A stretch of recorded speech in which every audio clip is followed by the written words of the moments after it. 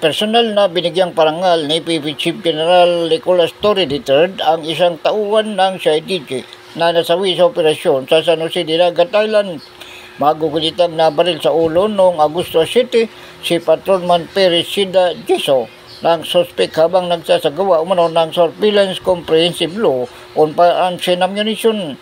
Kahapon, Agosto 10, personal na binisita ni General Torre ang burol ni Patrolman Jeso upang ipaabot ang kanyang pagkaramay sa pamilya.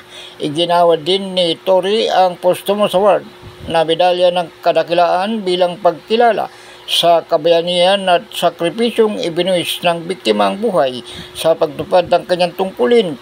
Nag-abot din ang PNP Chief ng Special Financial Assistance sa pamilya ng pulis.